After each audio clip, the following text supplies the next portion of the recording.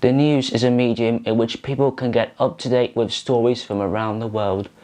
Back in the early 1900s, the news was a little less exposed compared to today, and it was less accessible. The primary source of news back then were the papers. When newspapers were out in America at that time, you would have thought that every story they would print would be 100% the truth. Well, this isn't the case. In 1903, an American newspaper named the Clarksburg Daily Telegram published a fake news story in their own effort to expose the Clarksburg Daily News, who they knew were stealing their articles. Now, this story was about the alleged shooting of this person named near the Columbia mines, and predictably, it appeared the next day in another newspaper named the Daily News. This story told of the person named in the article, a Slav living near the Columbia coal mine, was shot and was in a critical condition after an altercation with an acquaintance over a pet dog. Now, the named person's surname is unusual. If you read the person's surname backwards, you would then straight away figure out that it says, "We Fake News." We then also found out that the Daily News have been pilfering articles from the Daily Telegram for several months. The Daily News was most certainly caught red-handed, and I can tell you that no dogs have been harmed in the making of the article.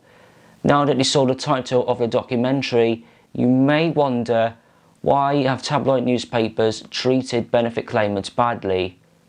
Well, now you are going to find out. Plus, we are not just looking at why tabloid newspapers treat benefit claimants badly, we are also going to look at what misinformation they have included in their articles, how they exaggerated the articles, the statistics of the benefit stigma that include the worst newspaper to publish negative stories about benefit claimants, and how people from the public feel of the tabloid newspapers' treatment of benefit claimants. I think it's disgusting, really. Oh, well, the tabloids always tell lies, don't they?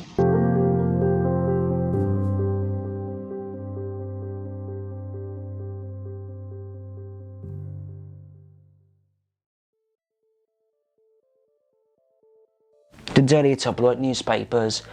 They are popular in the world of news and they are read by millions of people every day. The tabloid newspapers are the go-to for your daily news stories, as well as job adverts, puzzles, TV listings and sport results. But many people still avoid the tabloids. Why? Because it's been proven that certain tabloids lie more than other newspapers. This is the problem we have had with newspapers many years ago, and this problem still exists today. If you look at popular examples, there is a newspaper we have in the UK named The Sun, who have published a story about celebrity singer and comedian Freddie Starr, who had an article written by them, and the famous headline was, "Freddie Starr ate my hamster." Now, if you read this article in the 1980s, the story behind the article was that he was staying at a friend's home after doing a show in Manchester, and he demanded that his girlfriend made him a sandwich. When she refused to make him a sandwich, the story alleged that he grabbed his pet hamster named Supersonic and put it in between two slices of bread and started eating it. Now, this doesn't sound very pleasant. Here is another example from the exact same newspaper, but this story is different compared to the Freddie Starr story. Back on the 15th of April 1989, the FA Cup semi-final took place and Liverpool and Nottingham Forest played against each other. On the day of the football match, a fatal human crush had happened, which had left 97 people for dead and 766 people injured, and it is the worst stadium-related disaster in British sport history. Weak stadium infrastructure and the poor handling by police officials had led the overcrowding of Liverpool supporters.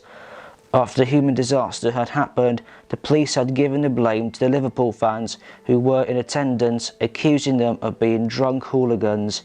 The Sun then joined in the hype and reported their own version of the truth of the human disaster 4 days after the incident took place, and they have also accused Liverpool fans of causing the death of the supporters due to their actions on the pitch. The subheadings they have included in the article: as well mentioned some fans picked pockets of victims, as well as some fans urinated on the brave cops, and some fans beat up PC, giving kiss of life. The newspaper mentioned that the information of Liverpool fans' supposed behaviour was fed to them by a police inspector named Gordon Sykes, who stated that Liverpool fans had pickpocketed the dead, in addition to other accusations by unnamed police officers, as well as the Conservative MP named Irvine Patrick. The Sun's story then went on to state that drunken Liverpool fans viciously attacked rescue workers as they tried to revive victims, and police officers, firemen and ambulance crew were punched, picked and urinated upon. Since The Sun reported the so-called stories of Freddie Starr and the Hillsborough disaster, loads and loads of people throughout Liverpool had decided to boycott this tabloid newspaper, and they are boycotted by not just Liverpool fans but supporters from the Everton team and those who generally have an affiliation to the city and football club. Sales of the newspaper have then dipped following 1989 and have then not recovered since. The Sun and many other tabloid newspapers are known to have published dodgy news headlines and articles. I think, in my opinion, they have published too much misinformation and affected a lot of people's lives, and they have got away with it, which I think they shouldn't have. Plus, I haven't covered these stories I have mentioned. There's going to be another story I'm going to be covering as well, and it is important to those who are on benefits, and that is the benefit stigma. According to Statista, a 52% share of households in the whole United Kingdom received benefits in the years 2020 to 21.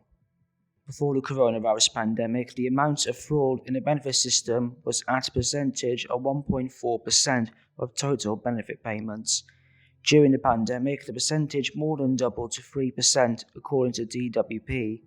The reasons for this are due to high levels of universal credit payments and the fact that the department had to abandon face-to-face checks.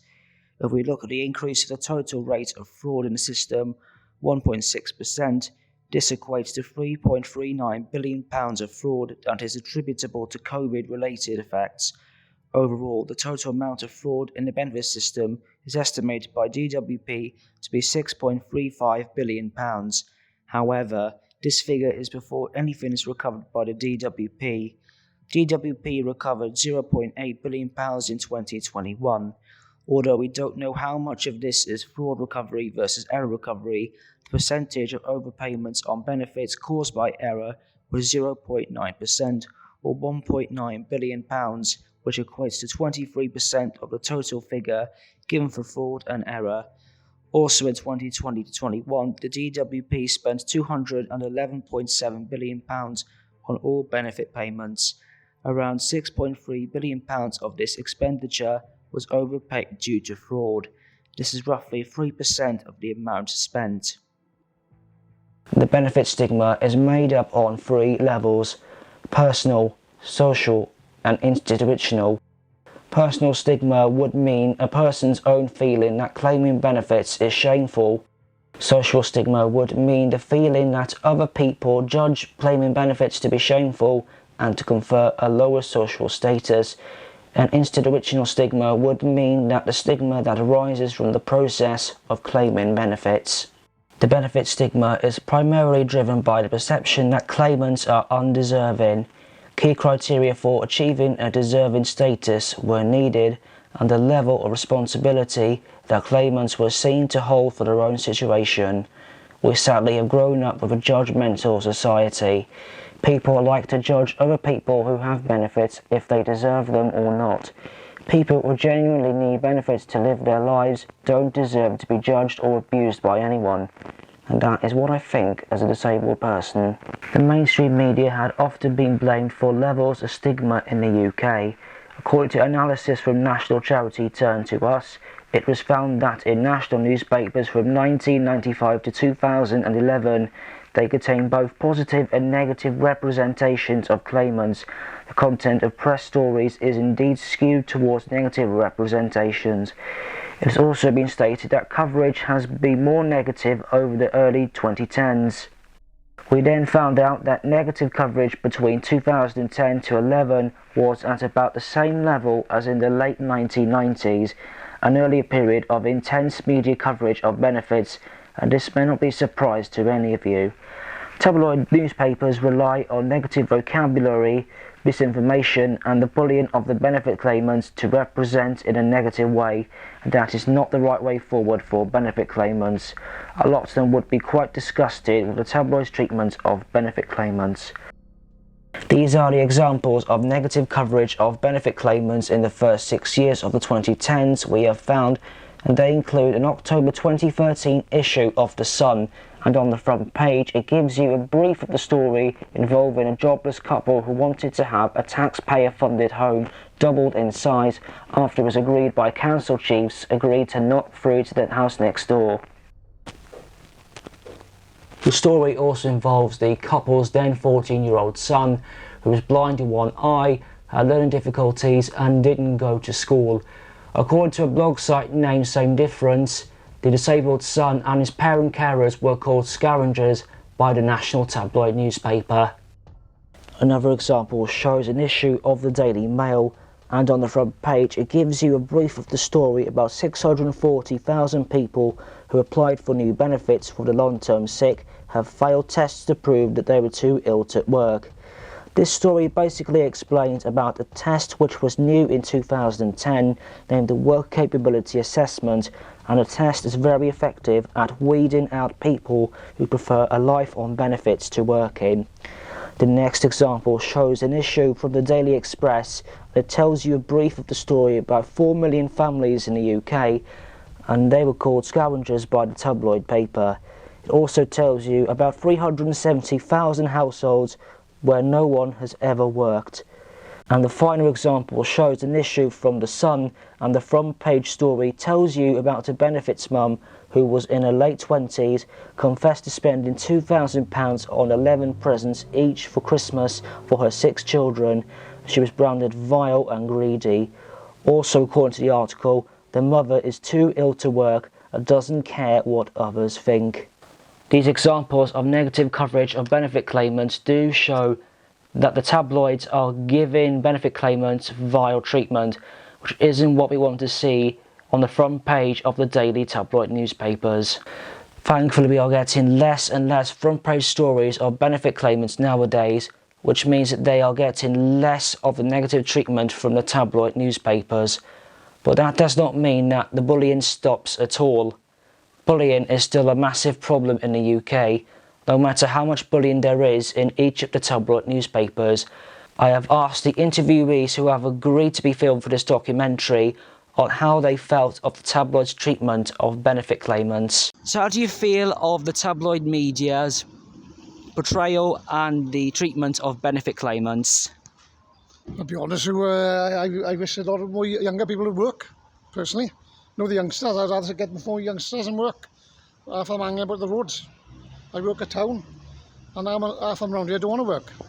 So what do you reckon? How do you feel of the tabloids' treatment and portrayal of benefit claimants?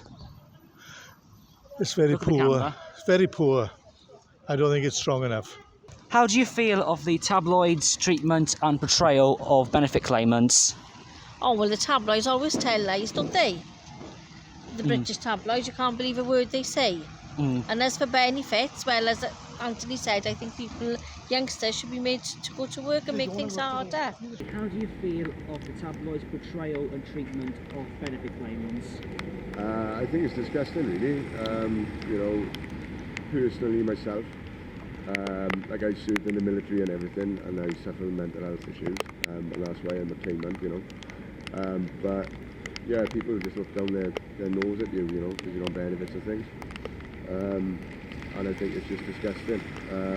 But then, you look at the royal family and they've got millions of pounds, or possibly billions, and they claim off the taxpayers to pay their heating bills, etc.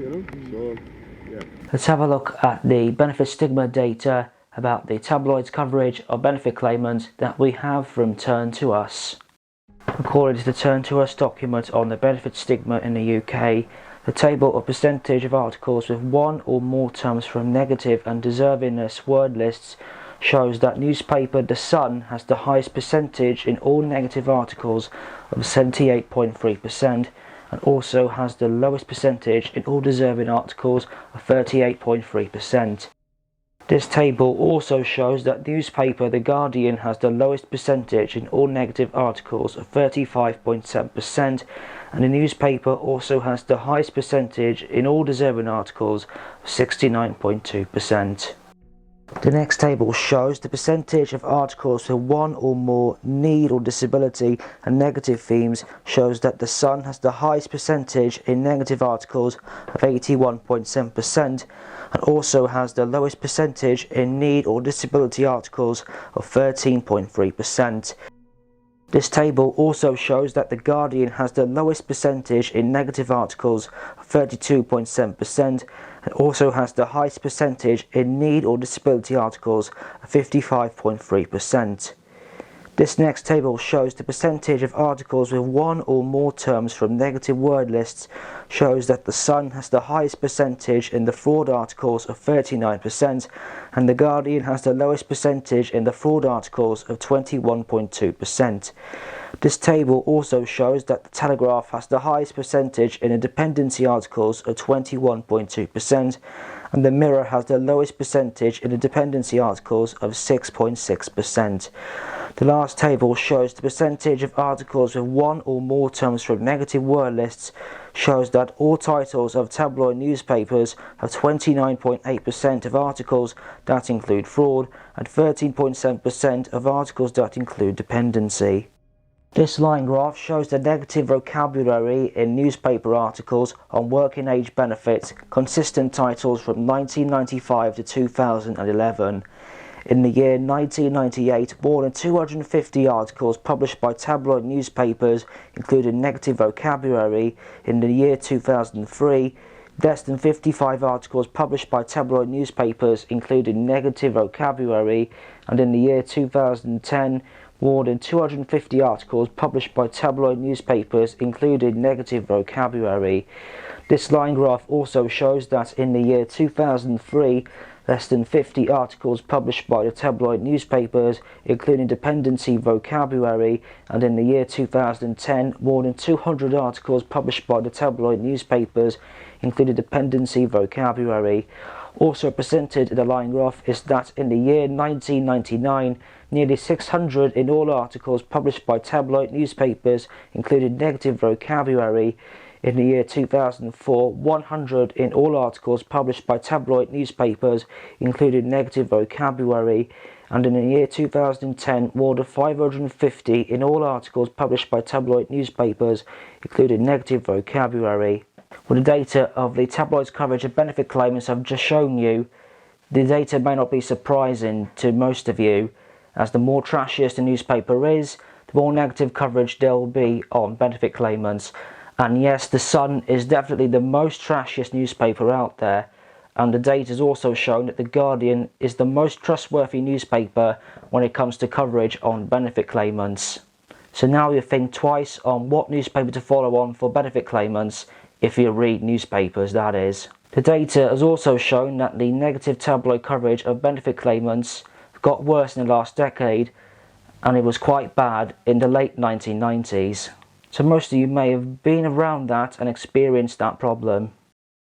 Thankfully, in the current times, you don't see much negative coverage of benefit claimants on the front page of the tabloid newspapers, and that is a good thing. They may give coverage of benefit claimants inside their newspapers, and there may still be negative coverage, but the problem with negative coverage has quieted down in the recent years. So you may find yourself talking about the issue with negative tabloid coverage on benefit claimants less, which means we don't need to worry as much as we did in the early 2010s. But possibly, the issue of negative coverage in tabloid newspapers may still be here, and that means there is still a worry for many people who are currently on benefits. So how would people feel of tabloid newspapers giving out coverage of benefit claimants today? How would you feel if the tabloids published articles of benefit claimants today? I'd be happy seeing and try to make them more aware about... Look at the camera. Sorry. Try to make them more aware about going to work. Yeah. You've got to work in life. You've got to try and make an effort. That's my opinion. And how would you feel about the tabloids publishing articles on benefit claimants today? They should. They should. Benefit people, take advantage. How do you feel if they published articles of benefit claimants today? Well, everything should be personal, so I don't think they should be putting personal claims out. Is that what you mean, Josh? That's what I asked for, so... Yeah, personal claims. I don't think they should be publishing any of that. How would you feel if the tabloid media published articles of benefit claimants today? Yeah, I wouldn't be happy about it, you know. Like I said, it's in today's society, it's as if you're frowned down upon if you can't work for whatever reason, and the way the government acts about things as well, you know. It's not as if like I'd love to work but I can't, and I find it difficult, you know. I've worked hard all my life, and like I said, I was in the military and stuff, but because I can't work now, through no fault really of my own. Like I said, I just feel judged, you know, and criticised and stuff, you know. So it's just disgusting, really. What we can do if we find the tabloid newspapers giving out negative coverage of benefit claimants is to not support the papers who are doing it, and also tell the people around you not to support the papers as well. That way we won't have to worry about what stories the tabloid newspapers are publishing about benefit claimants.